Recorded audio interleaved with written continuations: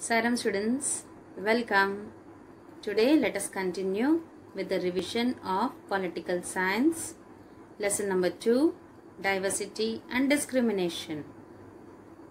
Children, in this lesson we will revise about difference and prejudice, creating stereotypes, inequality and discrimination, on being discriminated against, and striving for equality. But today let us revise about difference and prejudice, creating stereotypes, and inequality and discrimination. Now children, let us revise the first topic, that is difference and prejudice. You know that there are many things that make us what we are. That is how we live, the languages we speak, what we eat, where, the games we play, and the things we celebrate. And what are these all things influenced by? All of these are influenced by the geography and history of the place where we live. And how many major religions are there in the world? There are 8 major religions in the world. And you know that every single religion is practiced in India. And we have more than 1600 languages that are people's mother tongues, and more than 100 dance forms. But children, why diversity is not always celebrated?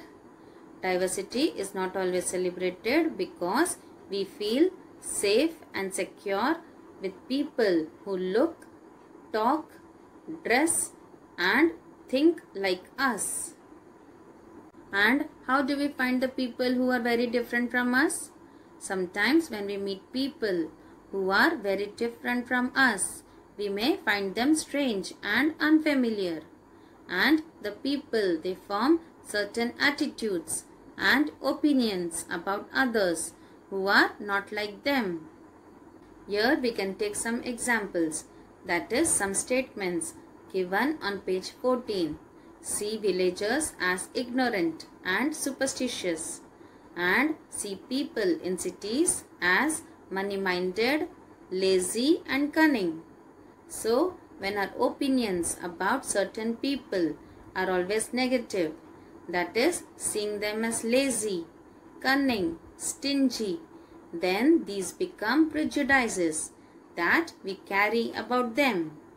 Children, what do you mean by prejudice? Prejudice means to judge other people negatively or see them as inferior. That is, when we think that only one particular way is the best and right way to do the things, then we often end up not respecting others who may prefer to do things differently. For example, if we think English is the best language and other languages are not important, then we might not respect people who speak languages other than English.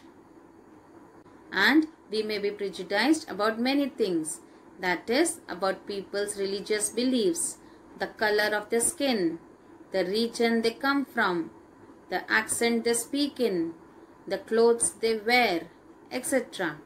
And often our prejudices about others are so strong that we don't want to form friendships with them, and at times we may even act in ways that hurt them. Children, let's discuss. Sometimes people make prejudiced comments in our presence, and we are often not in a position to do anything about this because it is difficult to say something right then and there. For example, a friend begins to tease a classmate because he is poor. So what should we do? We should learn to respect the personality and social background of each other, and we should not tease or make joke of others only due to their appearance. Children, now let's take some more examples.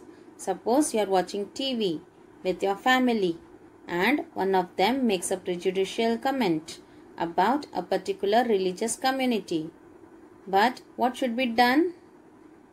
We know that India is a country known for its religious harmony and sovereignty, and this is our power, and we should not hurt the sentiments and beliefs of others by commenting. Now let's discuss the third example. Suppose the children in your class, they refuse to share their food with a particular person because they think she is dirty. So, do you feel, children, it is correct?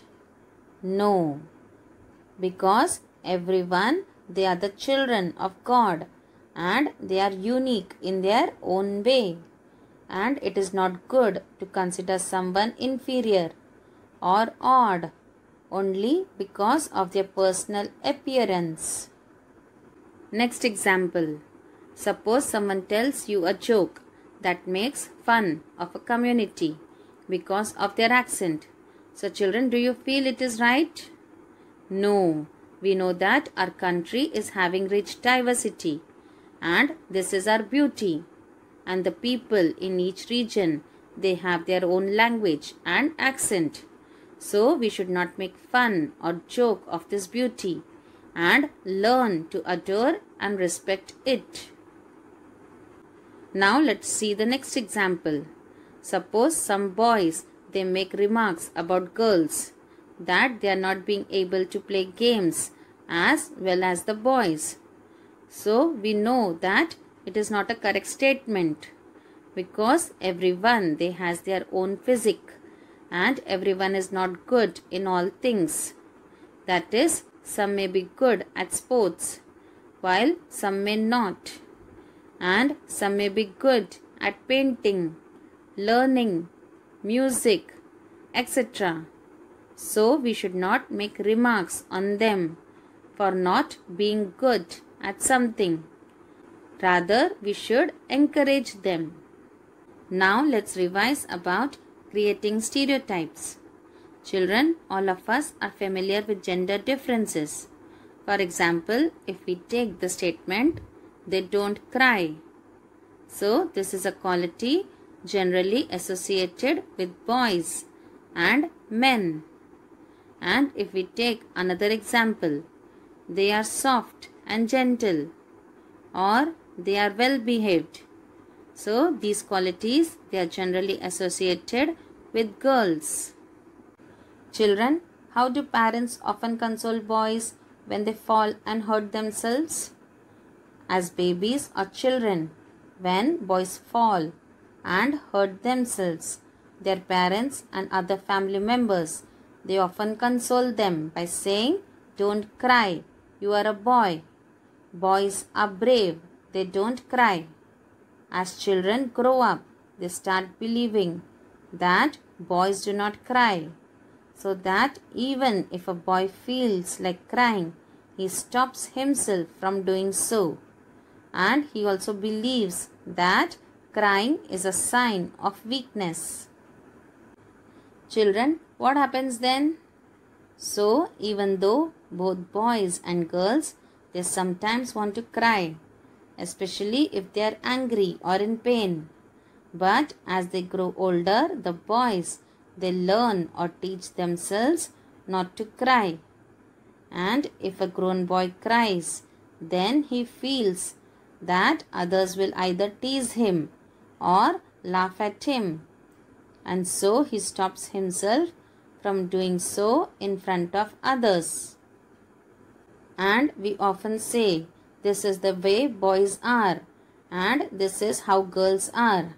So these statements we hear constantly and we accept them without even thinking, and we start believing that each one of us must behave accordingly. That means we fit all the boys and all girls into an image that society creates around us. Children, here you can see some other examples. That is, the children you see in the illustrations here, they were seen as disabled. But this term has been changed now. The term that we use today is children with special needs. And you can see the common stereotypes about them are given. That is, people say all sorts of things. You look so different. Is her mind okay? So what are these? These are the common stereotypes about these children. But the feelings and the thoughts of these children are also mentioned over there. In the first image, you can see it is written, I limp, I lisp, all this and more. Sometimes I feel so sad and sore. Folks make fun, it's nothing new. If you were I, what would you do? And in the second image, you can see it's written there, I am a person. I feel shy. From staring eyes, I want to hide. And in the third image, you can see, just because my legs are wobbly, people think my mind is wobbly too. So children, do you feel the stereotypes that people have for these children correct? No, isn't it?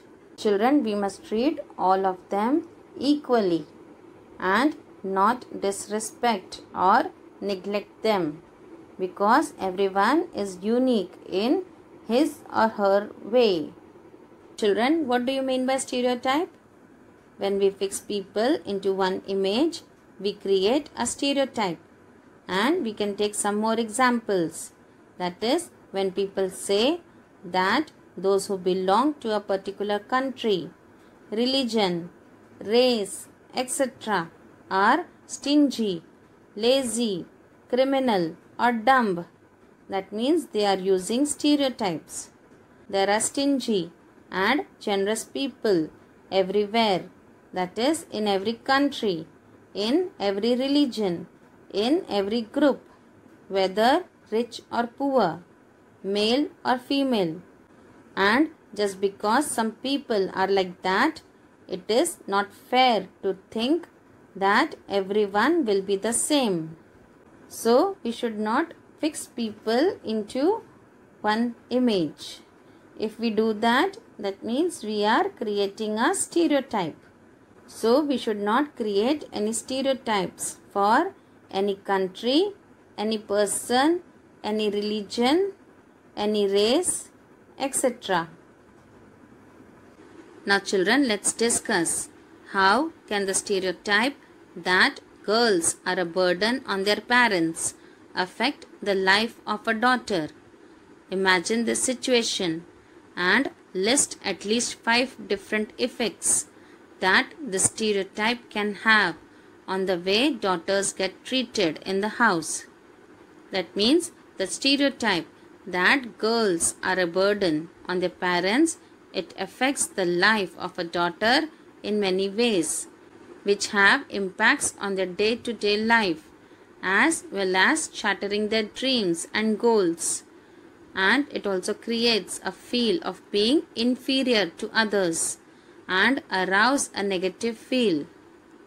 And the 5 different effects are: they are not given quality education and do not send to schools, and they are not given proper diet, and they have to do household work and are kept busy in it. They are not allowed to go out and enjoy with their friends. They are not given proper care, love and affection of the family, and their health issues are not properly addressed. In this way, the stereotype that girls are a burden on their parents affects the life of a daughter in many ways. So children, what problems are created by the stereotypes? Stereotypes create the following problems.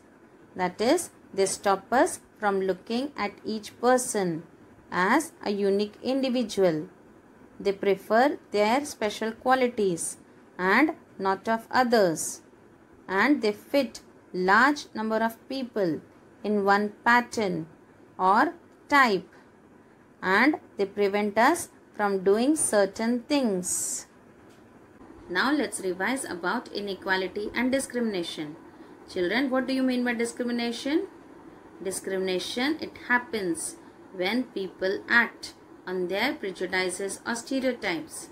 That means if you do something to put other people down, or if you stop them from taking part in certain activities and taking up jobs, or stop them from living in certain neighborhoods and prevent them from taking water from the same well or hand pump, or not allow them to drink tea from same cups or glasses as others, that means you are discriminating against them. Children, discrimination can take place because of several reasons. If you remember, we had discussed about Samir Ek and Samir Do. We know that they belonged to different religions, and this is an aspect of diversity. However, this diversity can also be a source of discrimination, and groups of people who may speak a certain language, follow a particular religion, live in specific regions, etc. They may be discriminated against. Why? Because their customs or practices may be seen as inferior. And another difference between the two Samirs was in their economic backgrounds. We know that Samir Do was poor, but this difference is not a form of diversity, but of inequality. That means the people who are poor, they do not have the resources or the money to meet their basic needs. What are the basic needs? The basic needs of food, clothing and shelter. So what do they experience? They experience discrimination in offices, in hospitals, schools, etc., where they are treated badly because they are poor. And some people, they may experience both kinds of discrimination. That is, they are poor and they belong to groups whose culture is not valued. We can take some examples, that is about the tribals or some religious groups and even particular regions. They are discriminated against for one or more of these reasons.